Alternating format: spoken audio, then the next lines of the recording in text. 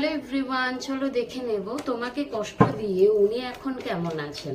ওকে, চলো সঙ্গে অবশ্যই থেকো অ্যান্ড আমার রিডিংগুলোকে অবশ্যই ফলো করো, দেখো, শেয়ার করো, লাইক করো। চলো দেখে নেব উনি কেমন আছেন এখন, তোমাকে যিনি কষ্ট দিয়েছেন। 3 of pentacle, night of pentacle.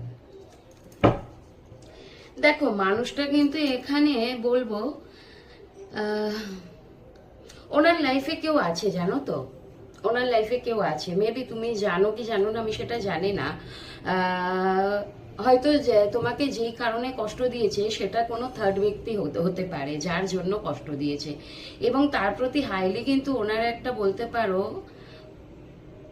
Passionate energy, মানে একটা আকর্ষণ ফিল করেন, সেই জন্য ওনার সাথে উনি আছেন। এবং এখানে মানি রিলেটেড, হয়তো ওনারা একই সাথে কাজ করেন, একই জায়গায় হয়তো ওনারা কাজের সূত্রে পরিচয় হয়েছিল, সেখান থেকে ওনাদের লাভ অ্যাফেয়ার হয়েছে। ওকে, এরকম এনার্জি কিন্তু আজকে আসছে। এবং যেই কারণে কিন্তু তোমার মানুষটা ওই থার্ড ব্যক্তির কাছে গেছিলেন, আজকে কিন্তু দেখো উনি কোথাও না কোথাও স্টাক হয়ে আছেন।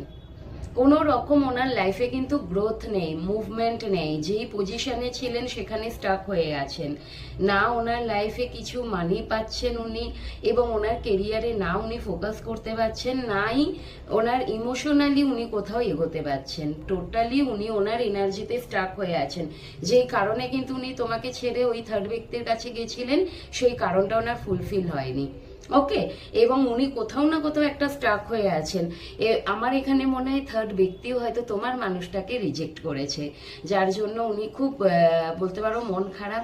এবং এখানে এটাও হতে পারে জানো তো, তোমার মানুষটা কিন্তু মনে করছেন যে তোমাকে যদি উনি না ছাড়তেন, তোমাকে না ছেড়ে যদি থার্ড ব্যক্তির কাছে উনি না যেতেন, তাহলে আজকেও উনি স্টাক হতেন না।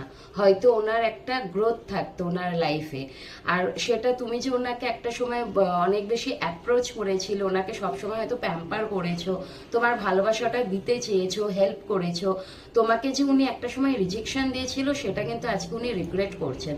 উনি ফিল করতে পারছেন যে উনি কতটা ভুল করেছেন। এই ভুলটার জন্য কিন্তু ওনাকে আজকে এই পজিশনে আসতে হয়েছে।